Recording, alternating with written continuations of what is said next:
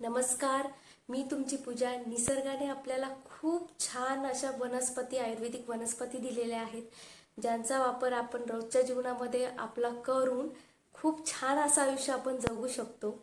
जेव्हा आपली केस गळती सुरू होते, एका दिवसाला 100, 150 ते 200 केस गळायला लागतात. घरामध्ये पूर्ण केस न विंचरता पूर्ण केस दिसायला लागतात, तेव्हा आपल्याला टेन्शन यायला लागतं की आता झाले तर नक्की काय आपल्या केसांना आणि आता काय करायला हवं. त्यावेळेस आपण वेगवेगळ्या लोकांचे वेगवेगळे सल्ले ऐकायला लागतो आणि मार्केटमध्ये एखादा नवीन शॅम्पू, कंडिशनर किंवा सिरम यासारख्या गोष्टी वापरायला लागतो आणि केमिकल्सचा पुन्हा आपल्या केसांसोबत अतिवापर होतो. त्यासाठी आज आपण पाहणार आहोत की केमिकल्सचा कमीत कमी वापर करायचा आहे आणि नैसर्गिक वस्तूंचा जास्त वापर करायला सुरुवात करायची आहे. म्हणजे आज आपल्या व्हिडिओमध्ये मी दाखवणार आहे की आयुर्वेदिक ऑइल कसं बनवायचंय, की वेगवेगळ्या आपल्या निसर्गातून दिलेल्या वनस्पतींचा वापर करून आपण एक छान असं ऑइल बनवणार आहोत. तर व्हिडिओ शेवटपर्यंत नक्की पहा. या ऑइलच्या नियमित वापरामुळे आपले केस घनदाट होतातच, नवीन केस उगवायला सुरुवात होते आणि केसांची लांबी वाढायला सुरुवात होते. केस लांब असो किंवा छोटे असो, केस हेल्दी असणं खूप गरजेचं आहे. त्याचबरोबर आपण आपल्या आहारावरही तेवढंच लक्ष द्यायला हवं की आपण आपल्या शरीरातून योग्य पोषक द्रव्य आपल्या शरीराला मिळतायत की नाही मिळतायत. त्यामुळे आहाराकडेही तुम्ही पूर्णपणे व्यवस्थित लक्ष द्या. फक्त वरूनच ऑइल लावल्यानंतर आपल्याला रिझल्ट मिळतील असं नाही, आपल्याला आपल्या आहारावरही तेवढंच लक्ष द्यायचं आहे. हे ऑइल मी माझ्या पार्लरमधील क्लायंटलाही यूज करते, मी स्वतःही यूज करते, माझ्या मुलांनाही वापरते. त्यामुळे या ऑइलचा रिझल्ट मला पूर्णपणे माहिती. मी खूप वर्षापासून या ऑइलचा यूज करते. आणि हो, हे ऑइल तुम्ही लहान मुलांपासून मोठ्यांपर्यंत सर्वांसाठी यूज करू शकतात. व्हिडिओ थोडासा मोठा होणार आहे, पण व्हिडिओच्या शेवटी नक्कीच तुम्हाला खूप छान रिझल्ट टिप्स मिळणार आहे. हे ऑइल कशाचं आहे, यामध्ये सगळ्यात महत्त्वाचं इन्ग्रेडियंट मी काय टाकलेलं आहे आणि ते कसं कसं वापरायचंय, कसं कसं टाकायचंय हे तुम्हाला मी सांगणार आहे. तर हे ऑइल शक्य असल्यास आठवड्यातून 2दा नक्की वापरा आणि व्हिडिओ आवडल्यास लाईक करा, शेअर करा आणि हो, माझ्या चॅनलला सबस्क्राईब नक्कीच करा. तुमच्या एका सबस्क्राईबमुळे मला खूप मोठी मदत होणार आहे. तर चला व्हिडिओ पाहूयात आपण. आमच्या परसबागेमध्ये असे सुंदरसे मोठे मोठे असे तुळशीचे झाडं आहेत. पाहू शकता तुळशीची बाग. आता आपल्याला तेलासाठी याचा सगळ्यात उत्तम वापर केला जातो. ह्याच्या मंजुळा आपल्याला काढून घ्यायच्या आहेत. मंजुळा अशा कोवळ्या कोवळ्या ज्याला फुलं आहेत, फ्रेश अशा मंजुळा आपल्याला घ्यायच्यात. वाळलेल्या मंजुळा नाही घ्यायच्या आहेत आपल्याला. तुम्ही पाहू शकता असे पर्पल कलरचे, जांभळ्या कलरचे असे फुलं दिसत आहेत. अशाच मंजुळा आपल्याला तेलासाठी घ्यायच्या आहेत. आपण मंजुळा घेतलेल्या आहेत. त्यानंतर आपल्याला किसून घेतलेला आवळा घ्यायचा आहे आणि तो आपल्याला बारीक किसणे छान किसून घ्यायचा आहे.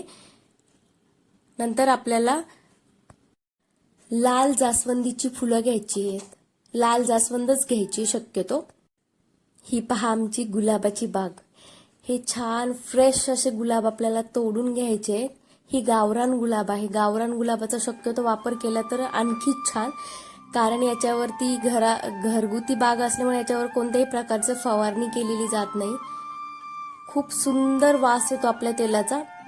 ही माझी प्रिशा आता हे फुलं तोडून घेत आहे. मला तेल बनवण्यासाठी ही पण मदत करते मला. आणि खूप सुंदर सुंदर फुलं लागलेली पहा तुम्ही. खूप जास्त प्रमाणात फुलं येतात.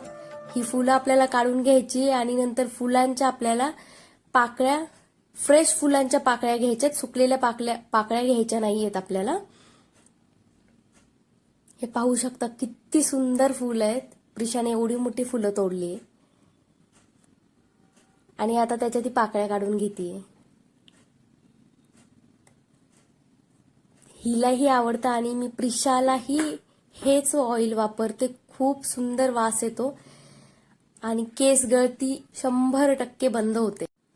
कोरफडीचे आपल्याला कोरफड काढून घ्यायचे. इथे कोरफडीची छोटेसे असे बागेमध्ये कोरफडीचा एक वाफा लावलेला आहे. त्याच्यातून आपल्याला 2 किंवा 3 कोरफडीची पानं घ्यायची आहेत. मी आता 2 मोठी मोठी पानं घेतलेली कोरफडीची आणि तुळशीची पानं पण घेतलेली आहेत मी. आता आपल्याला कोरफडीचा गर काढून घ्यायचा आहे. छान मम्मी माझी कोरफडीचा गर काढून देते मला. असा छान एकदम आतला गर तुम्ही पाहू शकता, किती फ्रेश गर आहे कोरफडीला. हे पहा, एकदम फ्रेश आहे, ताजा ताजा. हे आहे मेहंदीचं झाड. आपल्याला मेहंदीच्या पानांचाही वापर तेलासाठी करायचा आहे. हे मेहंदीचे पानही आपण घेणार आहोत. आणि कढीपत्ता माझं छोटंसं बाळ तेही मला कढीपत्ता घ्यायला न्यायला मदत करते. हे पहा, त्यालाही मज्जा वाटते खूप. आपण कढीपत्त्याचे पानं घेणार आहोत. आणि सगळ्यात मेन इन्ग्रेडियंट आता आलेलं आहे. हे पहा, हे आहे वडाच्या पारंब्या. हे सर्वात महत्वाचे इन्ग्रेडियंट आपल्या ऑइलमधलं आहे, वडाच्या पारंब्यांचं तेल. आपल्याला सर्वात जुनं जे वडाचं झाड असेल त्याच्या पारंब्या घ्यायच्या आहेत. नवीन वडाच्या पारंब्या नाही घ्यायच्या शक्यतो. आणि त्या पारंब्यानं खूप धूळ माती वगैरे बसलेली असते, म्हणून त्या छान 2 ते 3 पाण्याने मस्त अशा धुवून काढायच्या आहेत. आपल्याला पूर्ण स्वच्छ करून घ्यायचे. आणि हे पाहू शकता तुम्ही, एकदम स्वच्छ झालेल्या आहेत, धुवून घेतलेल्या आहेत पारंब्या.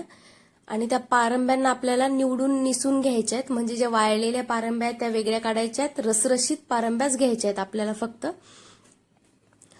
हे अशा प्रकारे आणि उखळीमध्ये ते टाकून पूर्ण पारंब्या ठेचून घ्यायच्या आहेत आपल्याला. म्हणजे ते ऑइल, त्याच्यामधला रस पूर्ण आपल्या ऑइलमध्ये उतरणार आहे. पाहू शकता किती फ्रेश ज्युसी अशा पारंब्या आहेत. यांना आता आपण ठेचणार आहोत छान मस्त खलबत्त्यामध्ये. या पारंब्यांसोबत आपल्याला ओला नागरमोथाही आपण त्याच्यामध्ये टाकलेला आहे आणि तोही आपल्याला छान असं ठेचून घ्यायचा आहे. एकदम एकजीव झालं पाहिजे ते मिश्रण. दगडी उखळी असेल तर एकदम उत्तम आहे हे तेल बनवण्यासाठी. मिक्सरमध्ये नका करू शक्यतो. हे तेल मी चुलीवर करत आहे. शक्यतो लोखंडी कढईचाच वापर करायचा तेलासाठी. आपण चुलीवरती कढई आपण ठेवलेली आहे आणि त्याच्यामध्ये तेल टाकलेलं आहे. तेल मी पूर्णपणे, मला 1 लिटरचं ऑइल बनवायचंय तर मी थोडंसंच टाकलेलं आहे तेल. अर्धा लिटर टाकले. आणि त्याच्यानंतर आपण त्याच्यामध्ये गर टाकायचा आपल्याला कोरफडीचा. तो कोरफडीचा गर जेव्हा त्यामध्ये ऑइलमध्ये पूर्ण वितळून जेव्हा जातो, त्यानंतर आपल्याला त्याच्यामध्ये टाकायचे पारंब्या, ठेचलेल्या पारंब्या टाकायच्या आहेत आपल्याला. हे पाहू शकता किती बारीक केलेले आहेत. आणि शक्यतो चुलीला जास्त जाळ नाही घालायचा. खूप कमी आचेवरती, मंद आचेवरती आपल्याला तेल बनवायचंय. त्याच्यामध्ये आता आपण टाकणार आहोत किसलेला आवळा.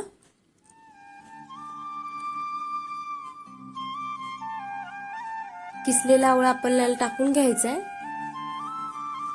तेल जास्त जाळ जर चुलीला असेल तर तेल जळून जातं आणि टाकलेल्या वस्तूंचा अर्क न उतरता छान मस्त असा वास खराब यायला लागतो जळाल्यासारखा. त्यामुळे कमी जाळावरतीच, कमी आचेवरतीच आपल्याला तेल बनवायचंय. म्हणजे पूर्ण हळूहळू पूर्ण अर्क उतरतो. त्यामध्ये नंतर आपल्याला टाकायचे जास्वंदीची फुलं. जास्वंदीची फुलं जेवढे जास्त असतील तेवढे चांगले आहे.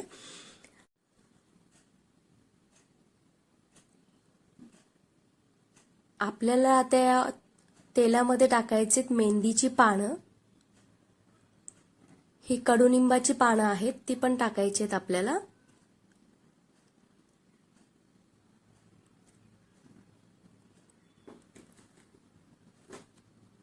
त्यानंतर हे कढीपत्त्याची पानं,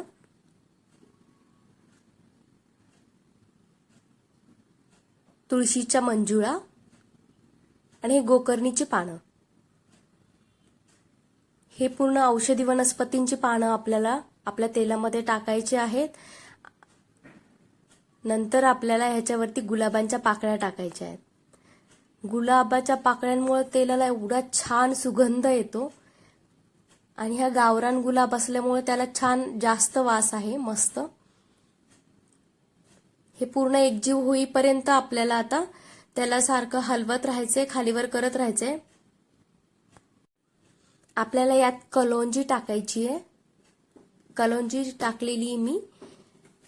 त्याच्यानंतर तुम्ही पाहू शकता मेथीदाणा. मेथीदाणाही टाकायचा आहे. थोडेसे जवस आणि मोहरी हे आपल्या तेलामध्ये आपल्याला टाकायचं आहे. पाहू शकता तुम्ही जवळून जवस आणि मोहरी एकत्र टाकली आहे. यामध्ये आपल्याला 4 ते 5 लवंग टाकायचे आहेत आणि तेल आपण अगोदर थोडंसं अर्ध घेतलं होतं. त्यानंतर बाकीचं उरलेलं अर्धा लिटर तेलही याच्यामध्ये ऍड करायचंय जेव्हा आपल्या सर्व वनस्पती टाकून झाल्यानंतर. चुलीला अशी मंद आचेवरती करायचंय आपल्याला तेल. जास्त फ्लेम फुल ठेवायचं नाहीये जाळ आपल्याला. एकदम कमी जाळावरती आपल्याला तेल बनवायचे. हे पाहू शकता तेल आपलं बनलेलं आहे.